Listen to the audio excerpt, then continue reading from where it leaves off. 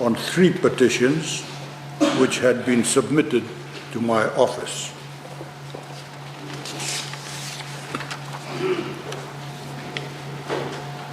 Ruling in relation to petition for inquiry into voter card renewal requirements and the use of married names.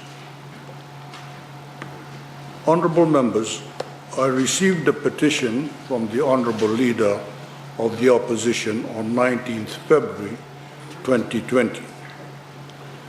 This petition is being considered today as the March sitting of Parliament was dedicated to the urgent consideration of the COVID-19 response budget.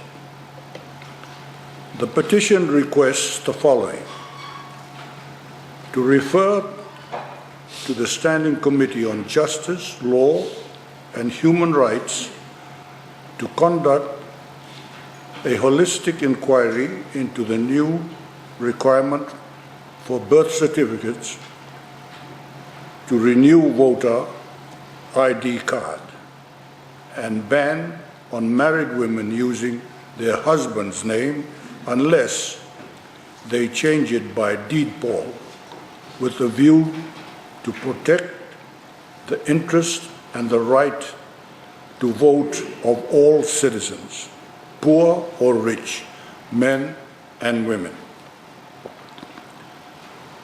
Pursuant to Standing Orders 37(2)(b), the Speaker must scrutinize a petition to ensure that the petition is seeking action which lies within the powers of Parliament to take.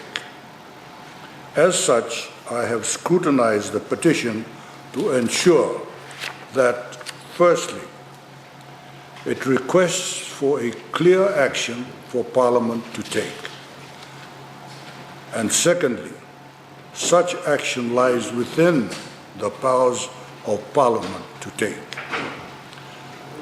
Honourable members will note that these requirements are elaborated in the 2nd and 4th standards listed in the petition standards of my ruling on 18th February 2020. I strongly recommend that members consider these standards while drafting their petitions. Firstly, I note that the petition does not request for a clear action for Parliament to take. Honourable members, under Standing Orders 37(5), the process for the presentation of a petition to Parliament requires a motion to refer the petition to a standing committee for an inquiry. As such, an inquiry by a standing committee is an ingrained part of the petition's process and is not the action that must be scrutinized by the Speaker under Standing Orders 37(2)(b). The petition must request a specific action, such as a recommendation for a change of process in a particular matter, or for a resolution or declaration of Parliament. If that action is clearly listed in the petition, the Speaker may then scrutinize it to ensure that it is an action which is within the powers of Parliament to take. This petition does not request for clear action and thus fails in this regard. Furthermore, Section 6(1) of the Electoral Act 2014 provides for the Supervisor of Elections powers to administer voter registration, and Section 3 of the Act specifically provides for the responsibility and authority of the Electoral Commission over such registration and over any electoral disputes that may arise. Finally, and perhaps most importantly, Section 75(2) of the Constitution of the Republic of Fiji also firmly entrenches these matters as the responsibility of the Electoral Commission. I have made rulings specifically advising members of Parliament to ensure that your petitions do not seek to subvert the responsibility of the executive and any authority as delegated clearly under written law. I do not wish to repeat myself at every sitting. Honourable members, I rule that this petition cannot be tabled in Parliament as 1. It does not request for a clear action as required for Understanding Orders 37(2)(b), and 2. It does not refer to matters which are the responsibility of Parliament. Ruling in relation to petition for Parliament to inquire into domestic violence in Fiji. Honourable members, I now refer to the second petition that I will rule on today pursuant to Standing Orders 37. I received a petition from the Honourable Linda Tambuya on 3rd March 2020 for tabling in Parliament on 16 March 2020. As with the first petition, this petition is being considered today as the March sitting of Parliament was dedicated to the urgent consideration of the COVID-19 response budget. The petition is in relation to domestic violence in Fiji and calls for a parliamentary inquiry into the steps we need to take as a nation to save lives and preserve our people.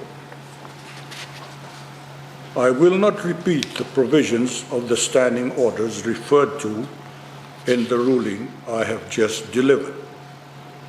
But in the same vein, I note that this petition does not request a clear action to be taken by Parliament. The petition seeks an inquiry under what appears to be the presumption that Parliament itself will recommend the actions to be taken to address domestic violence in Fiji.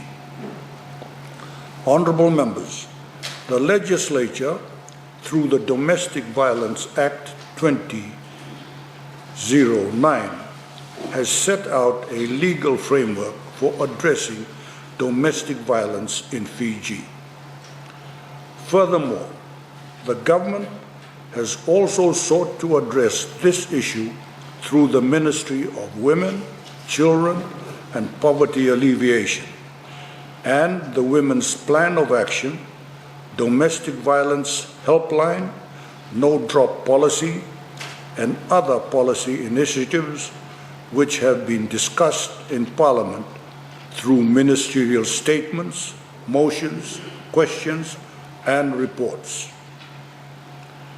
The Office of the Auditor General in August of last year submitted a performance audit report to the Speaker of Parliament on the coordination of actions for the elimination of violence against women, with specific and comprehensive recommendations for improvement. These actions are the clear specific ways in which violence against women has been addressed thus far.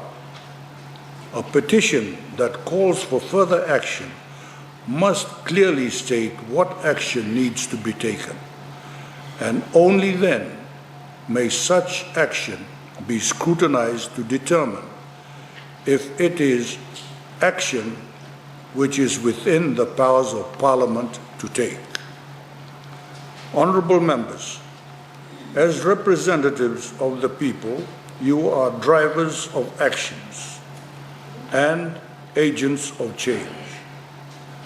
You are already in a position to work with the people and seek out new and innovative ways to address serious public justice issues.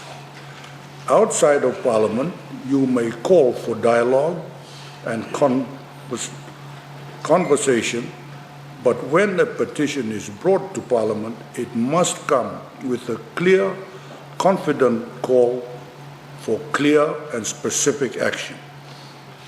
As such, I rule that this petition cannot be tabled in Parliament, as it does not meet Parliament's petition standards and the requirements under Standing Orders 37. Petition for Parliament to investigate Grace Road's Church. The second petition was submitted by the Honorable Linda Tambuya and states the following. Grace Road's Church is founded on hate.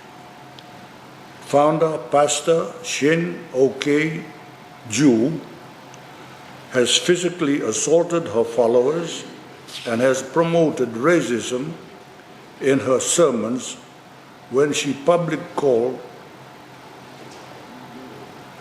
the Fijian population mentally weak and taught that her followers are superior beings to the citizens of Fiji. We request for a parliamentary inquiry into the presence, activity, and business practice of the religious organization, Grace Road's Church, and that of its 400 plus members in Fiji. In the instance where our claims are validated, we demand that Grace Road's Church and Korean employees of Grace Road's Group be repatriated to Korea.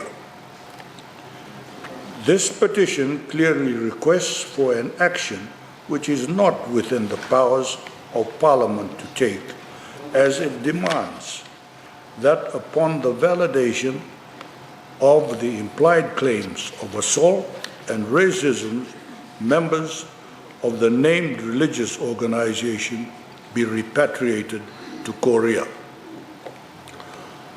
Honorable members, Section 21(5) of the Constitution states that every person who is not a citizen but is lawfully in Fiji has the right not to be expelled from Fiji except pursuant to an order of a court or a decision of the minister responsible for immigration on a ground prescribed by law. This is a constitutionally guaranteed right, which may only be limited by express provisions prescribed by law. Parliament has not been given the mandate to limit this right, particularly in such a direct and targeted way through the petitions process. Furthermore, in relation to the claims of assault and racism, I note that assault is already prohibited by Section 274 of the Crimes Act 2009, and inciting racial antagonism is already prohibited by Section 17 of the Public Order Act 1969. As such, it is the responsibility of the Fiji Police Force, working with interested and/or aggrieved parties, to investigate and lay charges where relevant. These are the mechanisms the legislature has already set out to address these issues, where they arise. It is not an action which Parliament itself may then take. I therefore rule that this petition cannot be tabled in Parliament as it is seeking action which is not within the powers of Parliament to take. I thank honourable members. Secretary General.